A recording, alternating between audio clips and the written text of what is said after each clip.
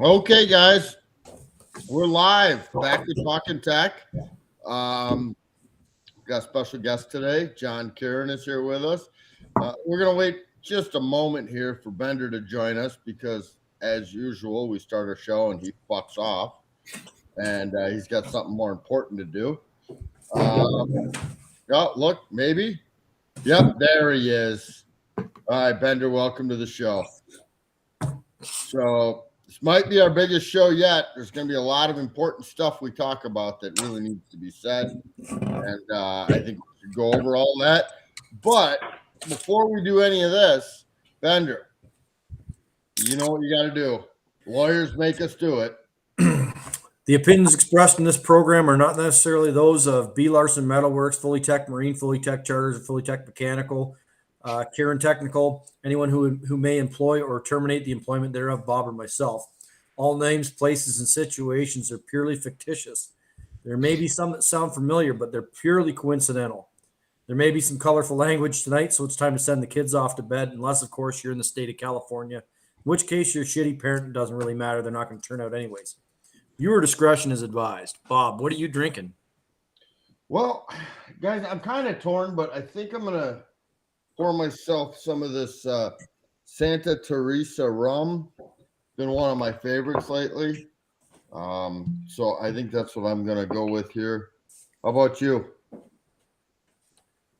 I'm having Matt Tups drop some stuff in our cooler at the show, and Matt Tups going to bring some of that in a couple of weeks to Chicago. So this is fucking Redchester Mills cookies and fucking cream, or cookies and cream milkshake stout. The other stuff he left in my cooler was fucking awful. So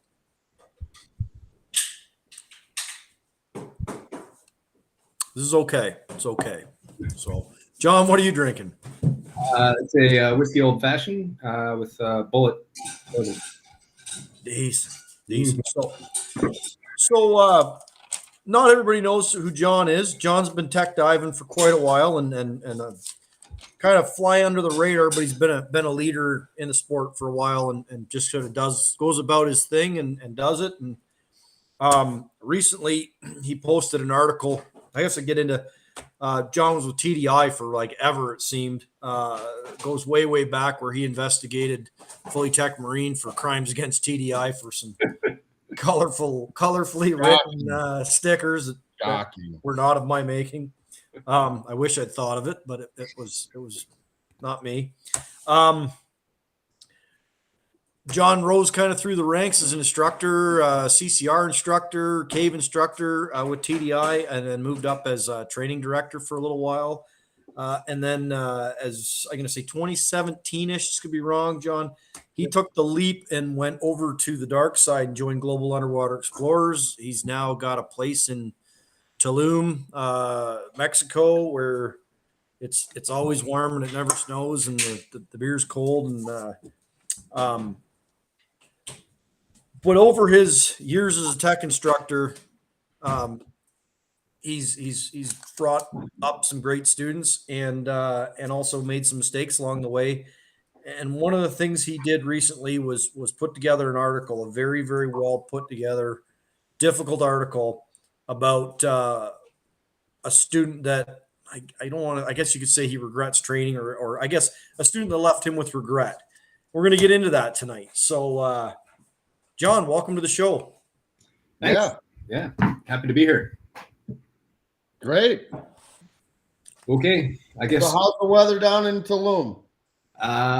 It hasn't rained in at least 3 or 4 weeks. It is dusty as hell and starting to get really hot. So pretty typical Tulum, but at least it's not snowing. So there's that. Well, snow missed us in Chicago today, so I was very happy about that. So, Jon, I guess we just kind of jump right into this. I don't know all of our viewers have ever heard the saga of Dr. Deep. I'm sure most of our viewers know kind of Bob and my opinion on record setting. You know, if you're record setting in a cave, if you're record setting somewhere where there's valid exploration to be done, and it's done with a team mindset and a safety protocol. I'm all for that. But I'm the opinion that regardless of what sex you are, what unit you're diving, whether it's open circuit, closed circuit, depth records are just stroking your ego, and they end one of two ways. They end in success or they end in failure. And more times than Failure's not, they pretty end in bad. failure, and it's pretty ugly. So there was a fella, I don't know his actual full name, but I know him as Dr. Deep. At the time, I guess he'd been a diver for 4 or 5 years. He went to set a world depth record on open circuit. His entourage claimed that there's no person in the world that knows more about deep diving than him, and I guess he found out. So, John, sort of jump into it. Jump into your first experience was with. Well, I think first of all, John, you did write a very good article on this. And guys, if you're watching, we did share that, and you should probably check that out after the show. Read the article; it was very well written and very good. But I didn't mean to interrupt you, but just wanted to share that. Thank you. Yeah. Well, where to start, I guess. So if you're not familiar with Doc Deep, his name is Guy Garman. My name was Guy Garman. Really, truly amazing person. He grew up in the Amazon rainforest. His parents were medical missionaries, and literally grew up hunting alligators or crocodiles with his tribe's brothers and stuff. And he had a pet jaguar that would walk him to school and hang out outside the door of the school and stuff and wait for him to get out. Really remarkable. He led a truly extraordinary life. He was a marathon runner, world-class marathon runner. He was a facial plastic surgeon, alpine climber, all of this stuff. Everything that he did was just, way over the top, super extra. And so pretty remarkable person. When I met Guy, I had just become a tech instructor a couple of years after becoming an open water instructor. The rise through the ranks for me was extraordinarily fast. It was all within, the minimum training agency standards and stuff. I lived in the Caribbean on the island of St. Croix at the time, where I dove every single day. So, I had the opportunity to get all of the diving in and everything. The standards that I was meeting weren't very high. I did all of my tech training in Utila, Honduras. And then I went back to Utila the following year to do the instructor ratings. And I chose Utila because it was the cheapest I could possibly find. And it was the shortest classes that I could possibly find as well. So basically just the fastest, cheapest, easiest way that I could get through this stuff was kind of the goal. So with that kind of in mind, that's the best that I knew. That's how I thought all this stuff really was done. There wasn't nearly as much information about technical diving out there. Anything on, scuba board, eco stop, rebreather world, still around back then, was still fairly minimal information. We didn't talk a lot about high quality training. It was basically, you go take the class and that's pretty much it.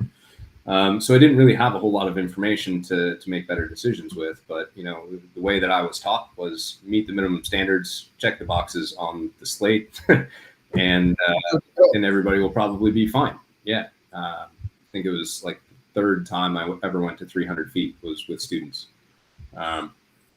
Oh my! Yeah, right. Okay. And I thought it was a great idea. Yeah.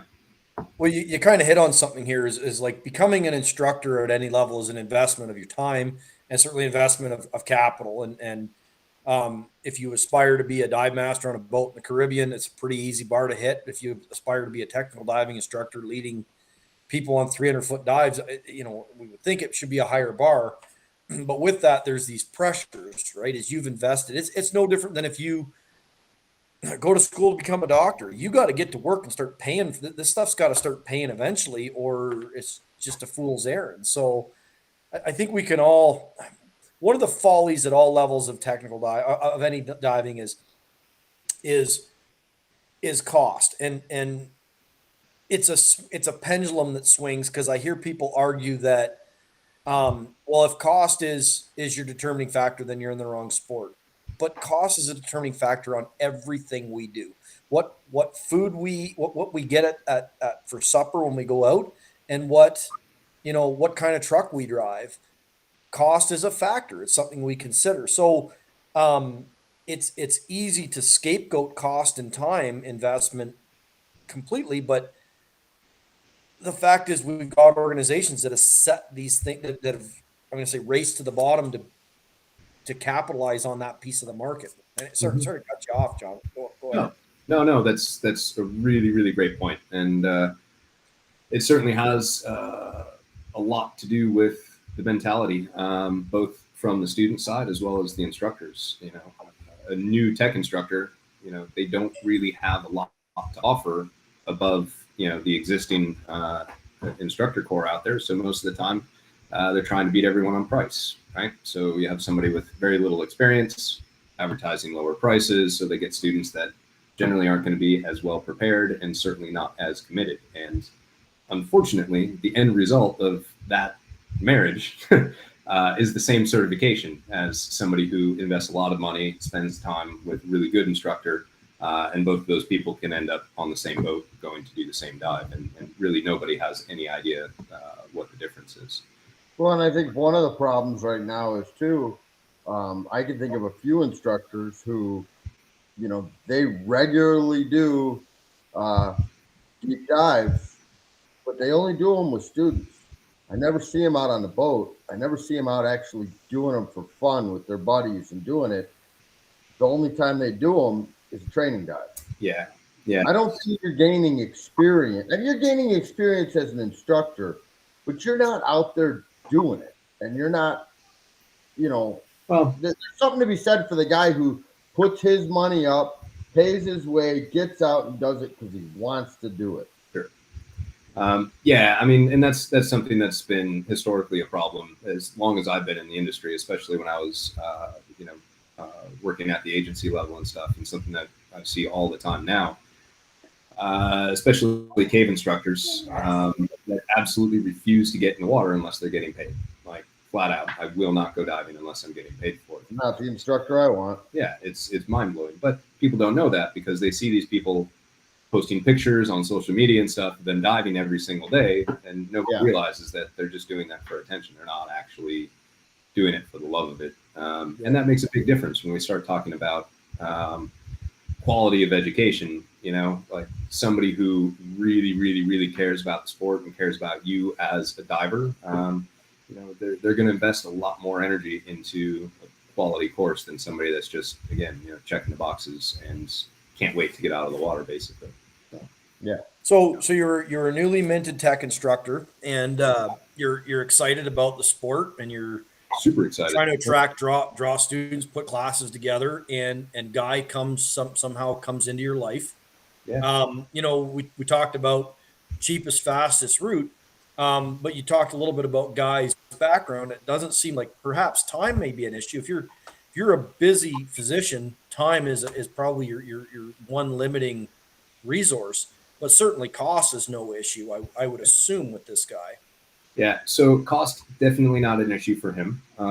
Time also not really an issue. He had a lot of free time and stuff. He could set his own schedule, and he was set on doing the things that he wanted to do. So he would always make time for diving. And honestly, after we started working together, diving was far more of a priority for him than work was. But to be honest, time and money was a huge motivator for me as the instructor. I was looking for every excuse that I could possibly get to go diving, especially to go tech diving.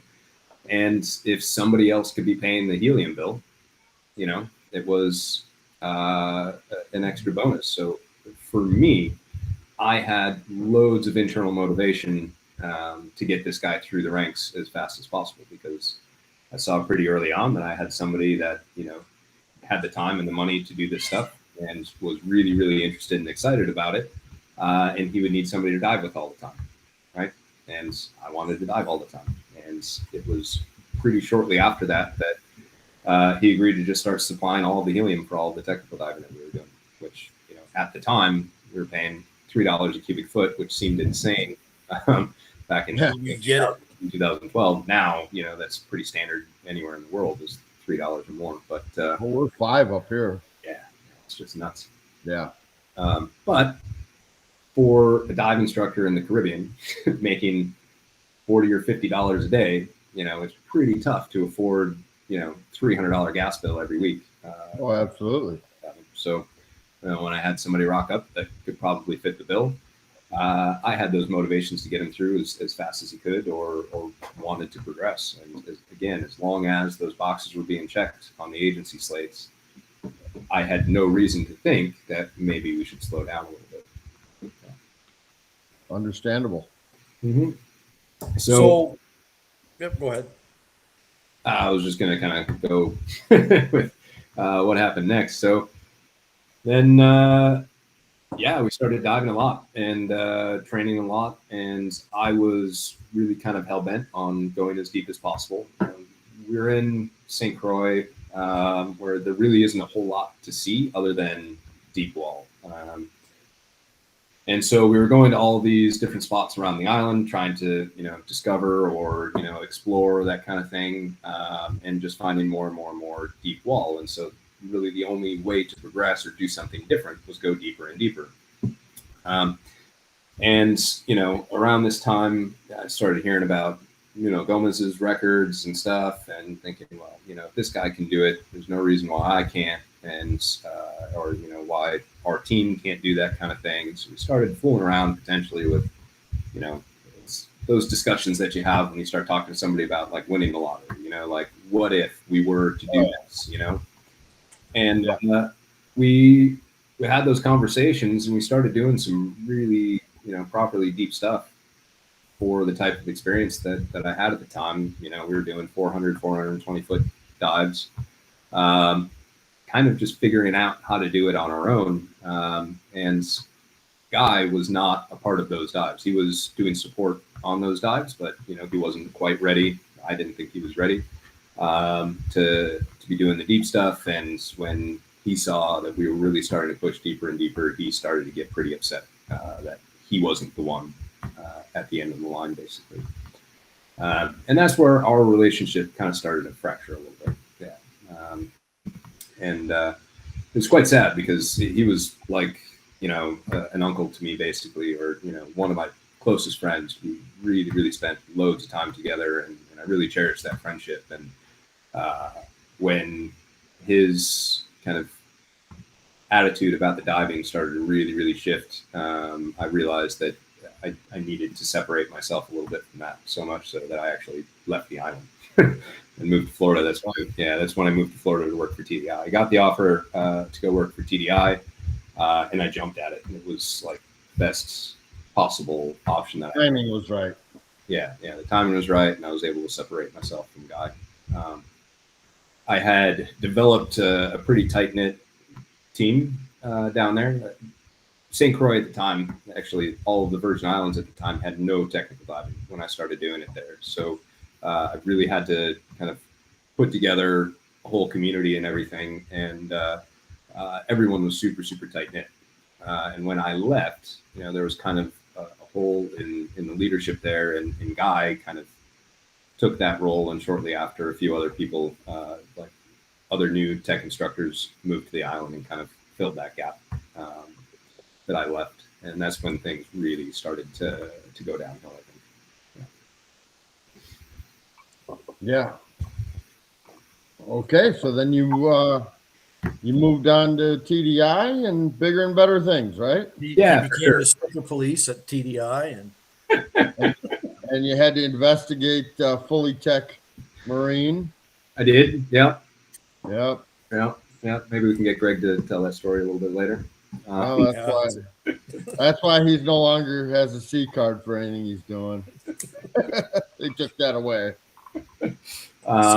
C card. I got a guy. He's got a card printer. I got my hypoglycemic split fins trimix diver card from him. It's pretty sweet. I got the fuck off mouth breather. Did you? Card, so, Have you tried that at Ginny yet? No, but I do want to try that card and see if I can get into Jenny with it. So I'd let you in. Yeah, they might write it on your wristband too. That'd be pretty hey, good. fuck off, mouth breather. That's what we're hoping for.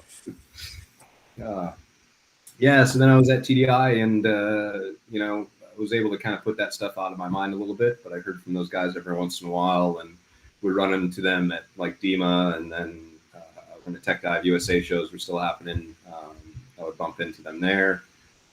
And I was sad, but also, a little bit, really concerned about what was happening. And I recognized that there was absolutely no way to stop that train. Some other people had jumped on board and really started to kind of egg Guy on and encourage him and support him. While the vast majority of that community that I had kind of grown down there was against what he wanted to do.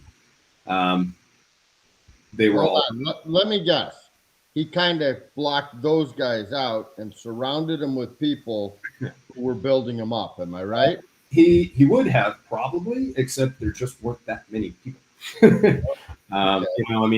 There's less than 100 really active divers on the island.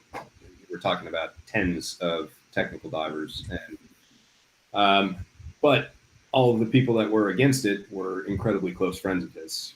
Again, we have really become a very, very tight-knit group, and you see your friend that is hell-bent on doing something like this, and that if you don't help, right, he's going to do it on his own anyways. Like, there was absolutely no stopping it. So they did whatever they could to try to help, and it's really, really sad because when he did pass, it had a tremendous impact on those people, and me included. But oh, absolutely, it affects everybody involved, everybody who's been around it, and I mean the whole community. Yeah. You hear a lot of people that have these ideas, or talk openly about doing really stupid stuff, about how it's their life, they're allowed to do what they with all this, and really is just the absolute, like, it's the most selfish perspective that you can possibly have, because you just don't understand what type of an impact they're going to have on their families, their friends, the industry as a whole, when this kind of stuff happens. It ruined lives when Guy passed. Not only his families, but also his friends. It really, really changed things for a lot of people. Yeah, I believe that. So it's looking back on it, there's hindsight's 2020, right? We can all look at things that we wish we had done and wish we hadn't have done. Certainly, I wish I hadn't had that sticker on the back of my truck or the back of my trailer years ago. Yeah, but now we wouldn't talk about it. Yeah, it's still there. I didn't take the sticker off. I just took it off the internet. So you're welcome to come to Canada and check it out. But well, with that, it's a tough thing, because when you get a new excited student at any level, is one, I hate to call them a cash cow, but this is what the industry feeds off of, is people that are excited, and they're coming in and they're buying gear and they're taking courses and they're doing trips and they're doing. We need more people like this in the sport, and instructors need to be excited about training their students. How do we find this balance between encouraging progression through the sport, and I guess educating new divers? And you talked about diving every day, so you were able to gain a lot of in-water experience in the span of 2 years. Yeah. But somebody that is diving 30 dives a year but does it for 20 years, takes 20 years to get that same amount of experience, but has seen a thing or two in that time. And how do we find this balance where we educate our students and educate our instructors of the dangers and the follies and the consequences of progressing too fast, or being, I don't know. I guess we don't know what we don't know until we've seen it, Yeah. Well, and I think that's part of the problem we have right now, is with these newer technical divers, students that are coming up. They went through the class, they passed the class, they are ready for anything in their mind. but they haven't seen the shit that we've seen. Yeah. They haven't had to deal with the problems, because that's where you really learn. You can be trained for anything, but until you actually see it and have it happen, that's a different story. And that worries me about a lot of these divers we see nowadays, trying to make a name for themselves. And I'm sure the same things were said about Bob and myself and John by Yeah. those old fucking bastards at the the You're old probably yard right. too. So and somehow we've lived this long, and there's a line in naval aviation that says there's nothing more dangerous than a nugget pilot with 1,000 hours. In other words, a first tour pilot's got 1,000 hours of flight time. Yeah. He just knows enough to be fucking dangerous. And Yeah. I feel like Bob and myself and John are past the nugget level, but we're still vulnerable to that complacency. I don't know who it was at the show was talking to me about 130-foot dives. He says it was Sean. It was it's like a captain, only smaller guy. Yeah, he's And like he not said, a real person. He's just smaller. yeah. And he said 130 foot. When we go out to a wreck that's on 130 foot of water, I'm fucking terrified all day. Well, I have said that for years. That is the most terrifying depth to put divers on.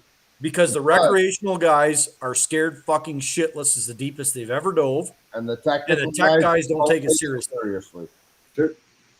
And So- I can tell you, from my years running the boat, I have had more incidents happen on those wrecks at 125, 130 than anything else. Mhm. And it's exactly that reason. Yeah. No, I completely agree. When you start talking about, how do we bring people up responsibly and, harness their passion and their excitement, but also, be responsible and realistic with their progression. It's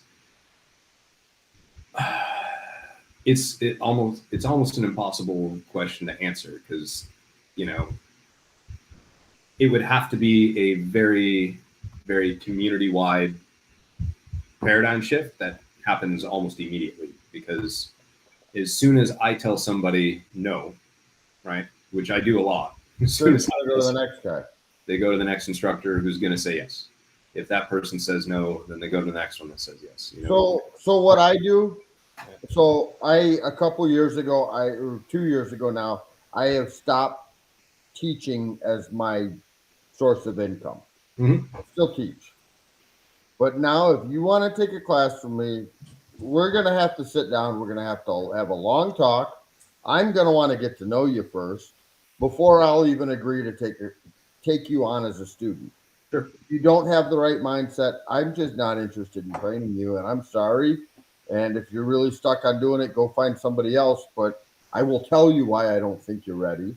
Yeah. But unfortunately, the industry is never going to go that way. Well, from the student standpoint, Bob, that's great too, because there's some instructors that are great instructors that you just don't gel with. There's certainly one that might steal my bottle out of Ginny that I have a ton of respect for, but I ain't getting up at 4 in the fucking morning going diving with her. Fuck that, right? So Jesus, we're not using names, Ben. I haven't named any names. So, but there you go, right? Is that interview, needs to be a part of the sport, certainly at a higher level, and it's not just you interviewing your potential student; it's the potential student interviewing you. I think that's a powerful tool. But so John, you crossed over, you kind of went over to the dark side in like 2017 to GUE, and we were all like, "Say it ain't so." The last, did you shut the lights off at TDI on your way out, or like what? No. I had already left TDI. I wasn't working at headquarters anymore. I honestly, I just wanted to get back to teaching full time. I realized after a few years of that, I was definitely back to sitting in an office every day, and it was miserable, and I just wanted to be in the water every day. So that's why I left TDI.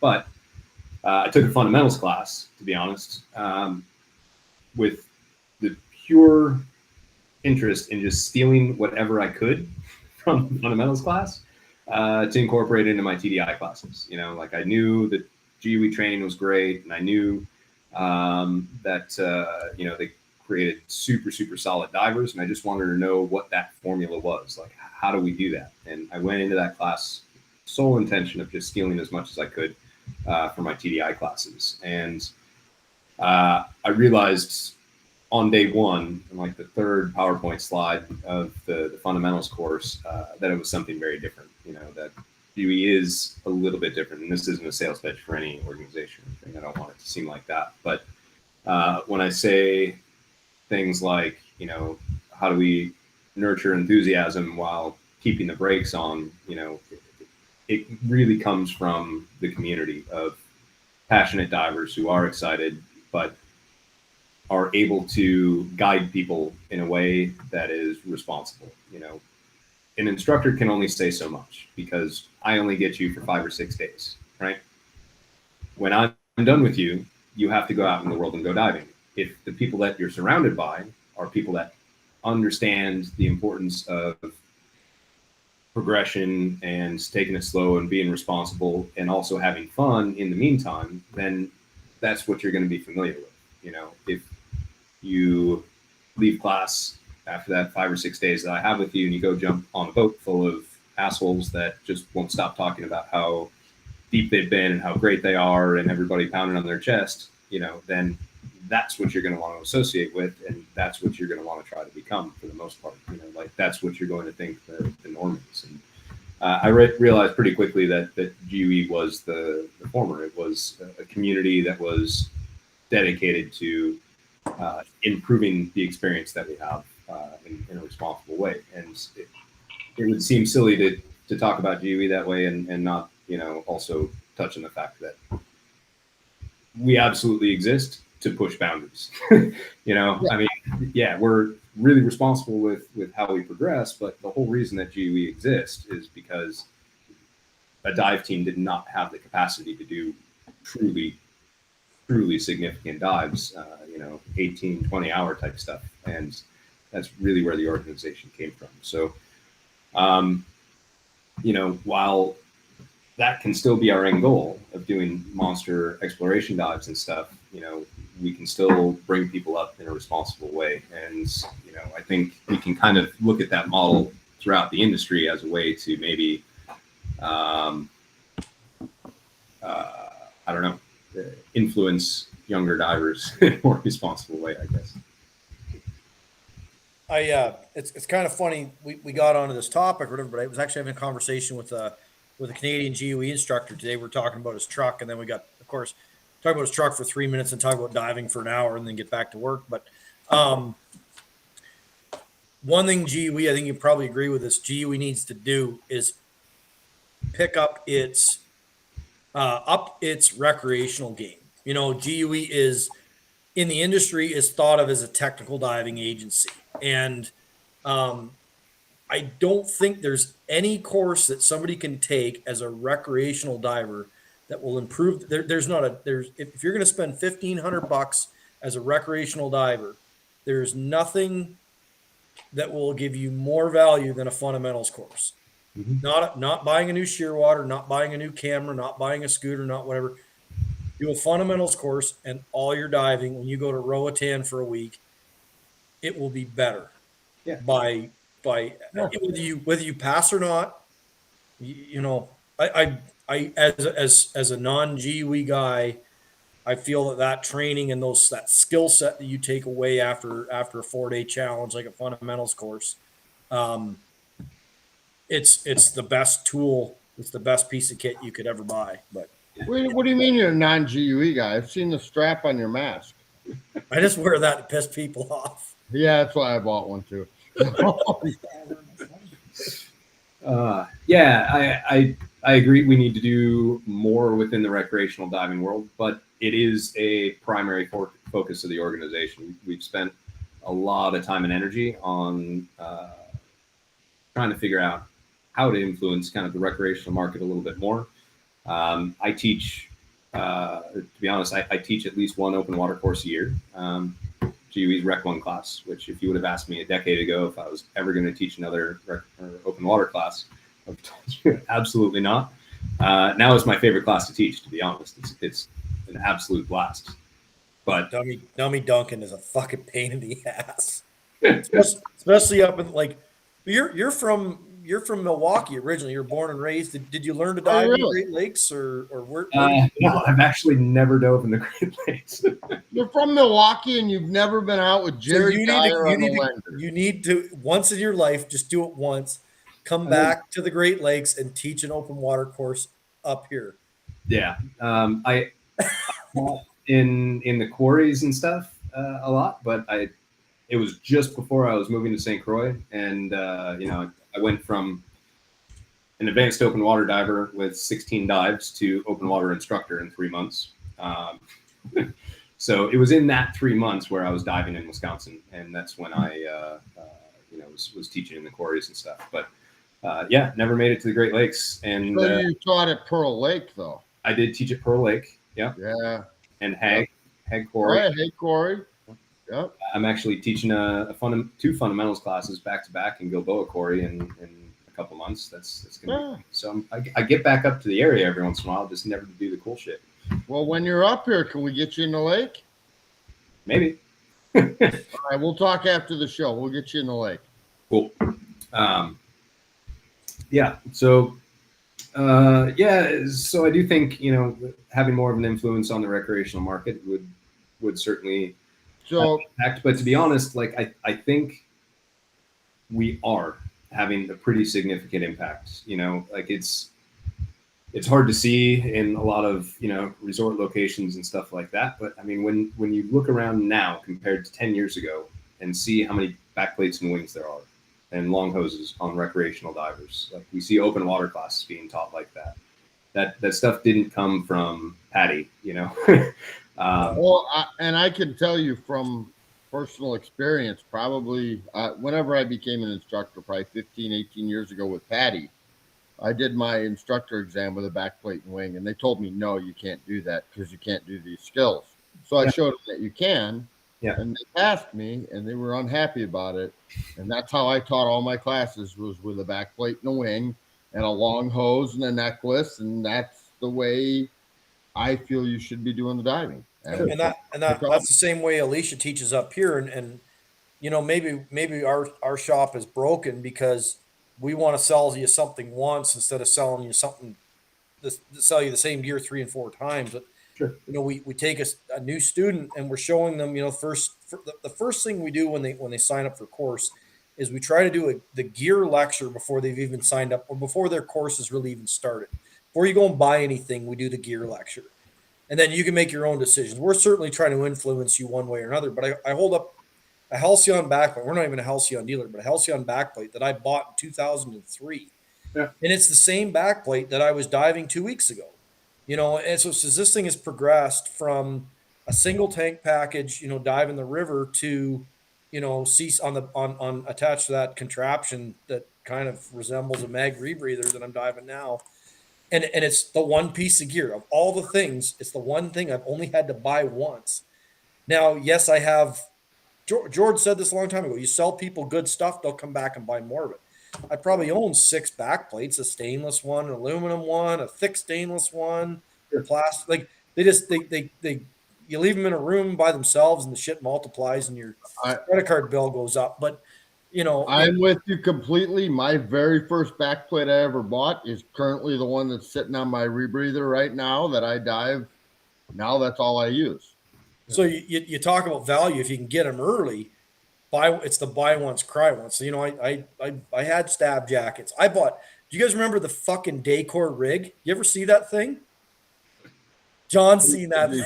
Oh yeah, I saw it on a dive boat once. Like this thing. It would hang. I bought one of these things, but this thing would hang in the dive shop. It had so many of those. I have one. Those.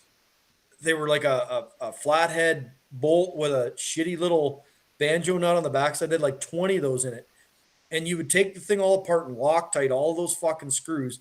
You'd leave it on a hanger, and a train would go by in the next city over. And you just hear ting, one of those fucking things hit the floor in a dive shop. You're in the back room servicing regs. And it's fucking this pile of shit underneath the Decor rig.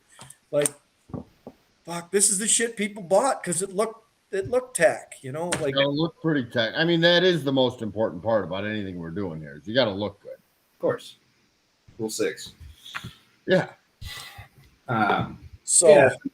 You know, clearly, you know, there is influence there, and most organizations now talk about teaching open water classes neutrally buoyant and all that stuff. And so I do think we're having a little bit of a ripple effect. While the GWE logo might not be on everything, there has been, in a lot of ways, you know, the bar has been raised a little bit.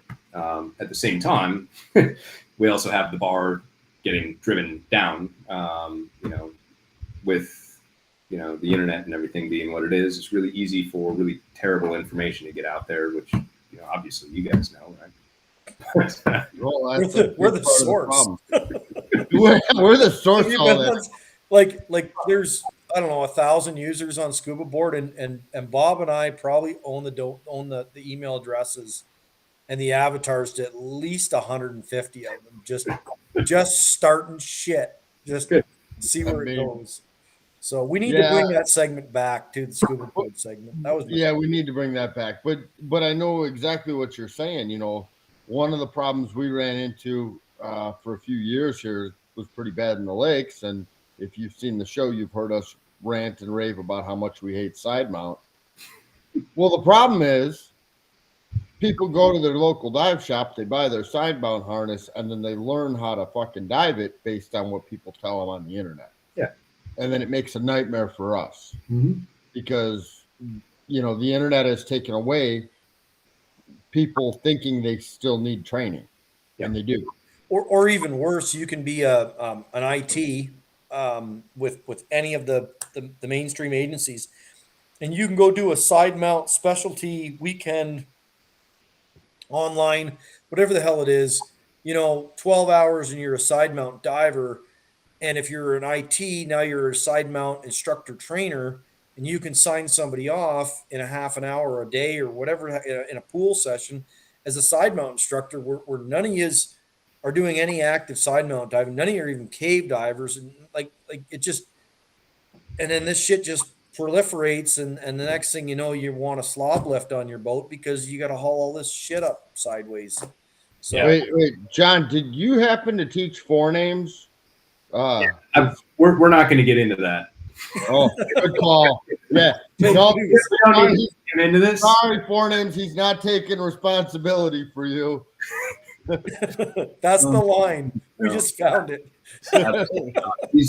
I have a few regrets, right? And can we stop right there? That's all you needed to say. You have a few regrets. We got to hang out with, right? Oh, that's wonderful. Well, I think it's time, Bob. What do you think? Well, we said we'd get halfway through the show before it came off the rails. So it's all right. It's gotta be time for a shot. It's time to do a shot. John, you've seen the show and still agreed to come on. Yeah. So you know we're doing a shot. Okay.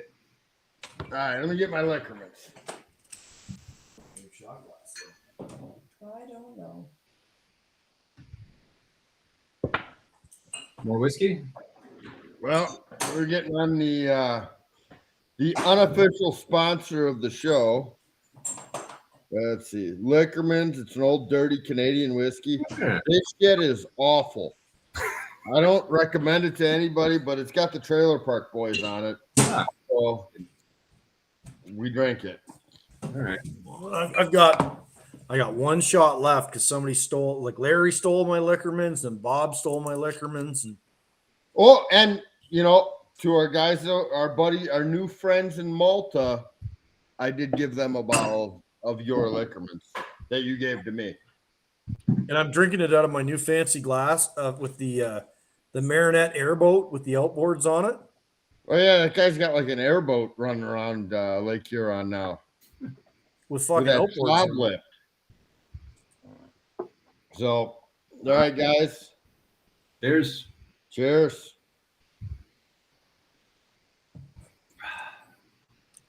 Ooh, that is It's like plastic and shame.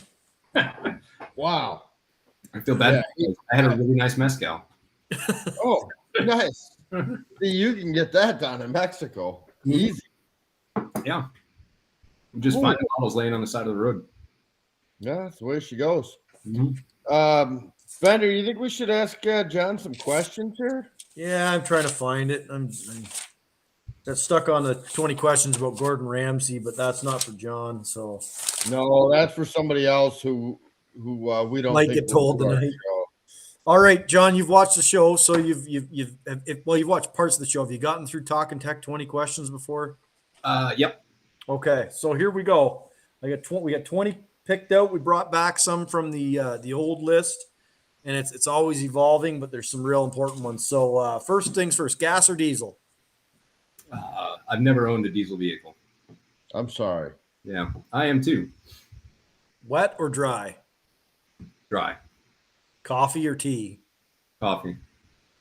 Oh, here's a good one. GUE or TDI? Oh, TV. Yeah. GUE. Beer or wine? Beer. Top or bottom? Top. Open circuit or closed? Open. Computer or tables? Does your head count as tables? That's tables. So there's a guy. He's passed away a few years ago. His name was Jeff Post, and he said there was two sets of tables that any tech diver needed: Ginny tables and Ganilda tables. Every other dive therein, you could, if you have both those in your wet notes, you could extrapolate, and you'll be fucking fine. Sounds So, all right. Pretty much not wrong. Power or sail? Sail. Better photographer, Jill or Beck? Do I have to answer that when my wife is over there staring at me? Yeah. I would say Becky. Oh, good. She's the one who's probably watching tonight. I know who. You know, Jill won't watch the show.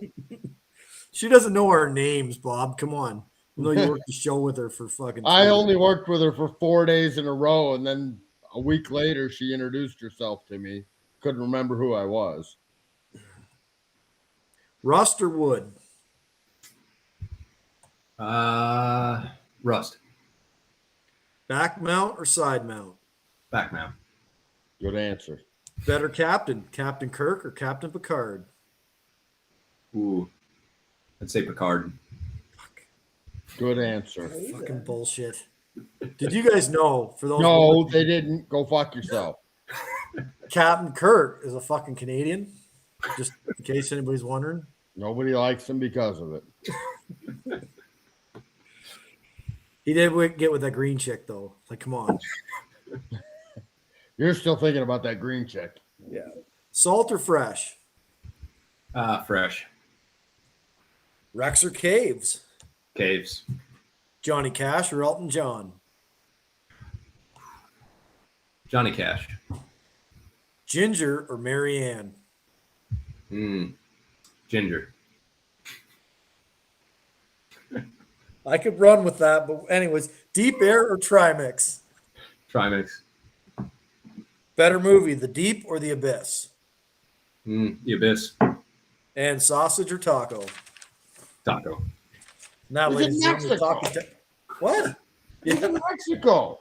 I don't know. So, okay, the show's officially come off the rails. We got 12 minutes to kill, so it's not quite fuck off Friday time, but we got to start thinking. All right, so guys, we got, I don't know, fuck, there's 62 people watching. Holy shit. Usually there's only one or two. They're all You got more people than that eye patch wearing dickhead from the fucking. Oh, fuck. All right, guys, so what I want everybody to do is give me some questions here. Let's ask John some questions or ask Bender some questions. Write in your questions. I will pull them up on the screen, and we will see what you have to say. And maybe we'll tell you to go fuck yourself, and maybe we'll answer your question. So how does that sound? Just look at the questions pouring in, Bob. It's just insane. There's nothing. There's nothing.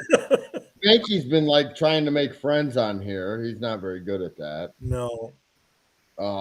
So for those that are wondering, the feeling in my left hand is finally returned. It was about Thursday. You know, I was able to give myself strangers all week, which is kind of a nice perk of the thing. But well, because somebody had his hand up for 38 fucking minutes straight. I was really disappointed. I had some very important questions to ask. And So, here holy shit, here come the questions. Matt, wait, is 48 too old to start tech diving? What do you guys think? I would say not at all. There you go. Go get some doubles, get started. Why won't GUE adopt Fathom as their CCR of choice? Huh. Yeah. And I don't think I can pronounce that name. But you know, I don't know what the answer to that is, John. I don't know if you can even give us an answer to that. Can't really, to be honest. You know, we're within GUE very much about standardization, and you know the JJ works extraordinarily well, and it does everything that we need it to do for the types of diving that it's being used for on GUE projects and stuff. So there just really isn't a need at this moment to add another unit. Good answer. All right. Would you rather 20 minutes of deco sipping from a valve or 20 minutes of deco with a hole in your dry suit? Well, fuck, that depends on where you're at. Are you up here in the lakes? Fuck that. I'll feather that bitch all day. Yeah. Are we down in cave country? Because, yeah, let it leak. Who cares? I think that's pretty simple. Yeah. Let's see. Spanky doesn't need friends, but that's good because I don't think he has any. He's adapted to his environment. There you go.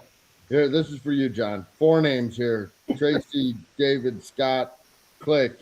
No, he took all his names off his Facebook. He must have. He did. He must not like being called 4 names. What is the square root of 437? I said I wasn't going to answer anything Tracy related, right? It's good. It's good. Here's Tracy. The answer is put a big fat slop lift in your boat. Right here, I got a question. He's got his hand up. Question period has been canceled because of. All right. Well, wait here. We might have a couple good questions here. Yeah. After open water, what path would you recommend with cave diving in the future? Well, I think personally, I would say advanced open water. I mean, that's the next step, right? I would say, again, not to plug any specific course or organization, but I would say fundamentals as soon as you possibly can. Take a Didn't realize you could do it that soon. Yep. John, does GUE have any kind of a recreational program that kind of primes people for a fundamentals? Because I feel like people go into a fundamentals, especially experienced divers go into fundamentals with this expectation that they're going to pass like they've passed everything in their life. And usually then they're sadly broken forever. But is there a program that GUE offers that kind of exposes people in a kinder, gentler atmosphere to the skills that they're going to be expected to master at the end of a fundamentals course? That's a really good point. I'm glad that you brought it up. There are a couple of options. Number one, we have primers, which are basically equipment type classes. You can do a doubles primer or a dry suit primer, and that basically just kind of gets you familiar with the equipment. It's not a fundamentals class, but we still talk about trim and balance and stability and how to achieve that a little bit. It's more just to get you familiar with the equipment that you might be using in your fundamentals class later on. So, then we also have the option of breaking fundamentals down into 2 parts. So we can do it in part 1 and then take a break and then finish up part 2 later on. That's usually like a 5-day course. So you do part 1 in 2 days and then part 2 in 3 days. And I find that works really, really well for people that don't have a lot of diving experience, don't really know what they're getting into. They get kind of an introduction to it all. We talk about the balance and stability and buoyancy stuff. And then they go dive. They practice that stuff that they learned, and then they come back and we start task loading with, S drills and valve drills and all that stuff later on. So it's a little bit more of a gentle nudge into it than getting dunked in the tank. So our friend Spanky actually had a decent question. What age can someone take a Rec 1 course? Oh, you're asking me a specific standards question on the spot. I don't like that. It's 14 or 15, I think. It's 14 or 15, Spanky. I'm taking that down because it's on the spot, and we don't want to do that. You can always view GUE standards on the website. So they publish the standards live on there. So if you go to the tab and So Spanky, go to the website, figure it out on your own. All right, this is a pretty good question from Jennifer. What was a memorable oh shit moment for you? I'm sure you've had a few. I have had a lot. So there's 2 books that you can read about those oh shit moments in. One was Gareth Block's book, The Human Factors in Diving, and then Stratus Koss wrote one. Well, he didn't write it. Someone else wrote it a couple of years ago. That one was definitely an oh shit moment where I had a cave student actually run out of gas. That one was a big oops. And I wrote all about it. And that was, a humbling situation to actually have to donate gas for real and exit a cave with a student on your long hose. Was Mel Clark there when that happened? I don't think she was around. No, she was around. All you got to do is just march your student right, and that we're not going to talk about this. You just march over to Mel and just be like, he needs to be told, and just walk away, and she'll take care of it. Everybody all the way to the guard shack will know somebody's getting fucking told by Mel at Jenny today. Oh, yeah. Poor old Rusty. He was Rusty, if you're watching, we're sorry, buddy. We know what you were going through. All right. We got another question here from somebody named Jeff Lindsay. Who is your preferred side mount Great Lakes charter boat? So Jeff, if you're looking for a side mount boat, go to sidemountboat.com. And that's going to be the preferred one. I mean, John, you'd agree with that, right? Absolutely. Yeah. See, sidemountboat.com. Check them out. They cater exclusively to side mount divers. Jeff, you are teetering very dangerously on us releasing your personal email address. Jeff likes that if you're going to email him that you just don't use. He's all about efficiency, so he doesn't have time to read the content of your email. So if you have a question for him, just write an entire paragraph in the content. What is it? The content part? Subject. The subject heading. Just whatever you got to know. What lens he's using, what gas he's diving, what he ate for breakfast, all that shit just in the subject line, and send it to Jeff Lindsay at jefflindsay.ca. So that's how he likes it. It's all about efficiency for this guy. So. Oh, fuck. I might have to bring him on to tell somebody today. So we have 3 minutes left. That gives everybody enough time. I got somebody. All right. Somebody like John's, I'm sure, got somebody in line. So, well, wait a minute. Hold on. So mine just changed. I had one, but let's let you guys go first. John, well, I don't know. Maybe we should let Bender start off. He's got a list. What's our list? Well, it's Friday, so you need to tell. I know you got somebody who needs to be told to fuck off on Friday, right? So, Yeah. Bender, who do you have on this large list of yours? Well, so I told the guy to fuck off. Well, I said fuck that guy on Friday night, and he wanted to fight me in the hotel room when T and I. Well, I got to apologize for that. I did decide that it was maybe a good idea to feed him. That wasn't a good idea. That was a fucking bad idea, Bob. Yeah, I knew you didn't like him, so I invited him to your room for whiskey and wanted to see what would happen. Yeah, his face almost started hurting is what happened. I know, but the guy's done stuff with Gordon Ramsay. I don't want to talk about what he's done with Gordon Ramsay, but anyways, I guess this isn't even about him because I don't want to give this guy any more airplay because that's really what he's after. He's going to do some big old dive and find a submarine and go find Oprah and be on TV.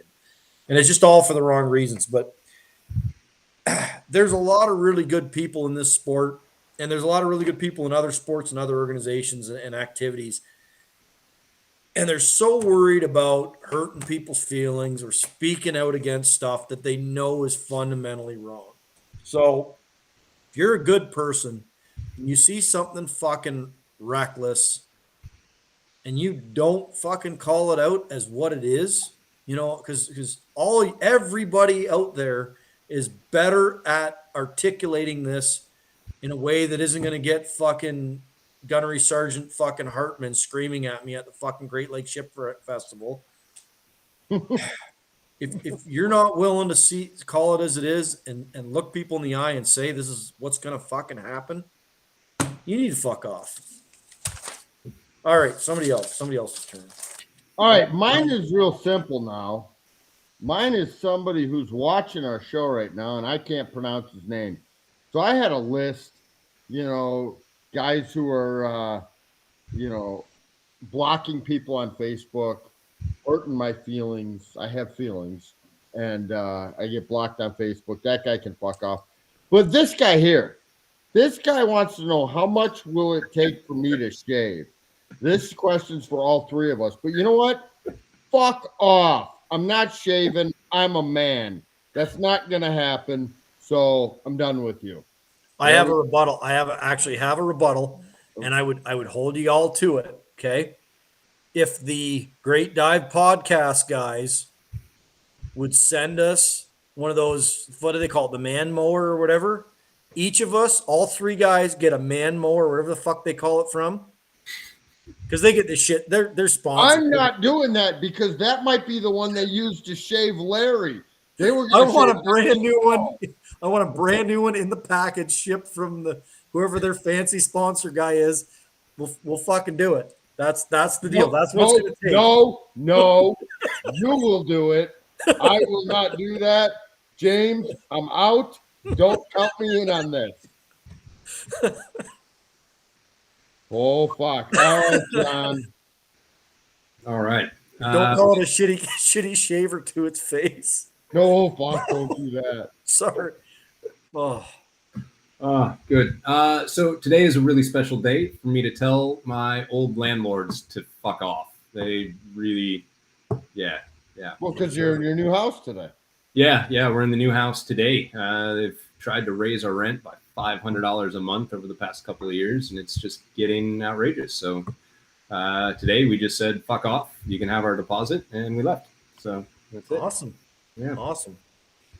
Well, so with that, this your internet at the new place is working fucking awesome. We were worried about that. So well, thanks everybody for watching. This is, we're right on schedule. I think this was an important episode. I thank John for coming on.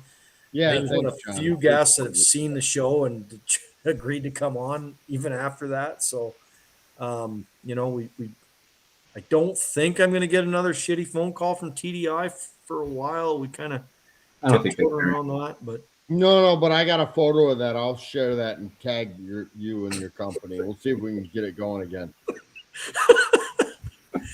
Oh, fucking internet. So, all right, guys. Thanks for watching. All right, John, stay on. Don't sign off. Everybody else, go fuck yourselves. We're done with you. And we'll see you in another week or two with another guest nearly as good as John. So there we go.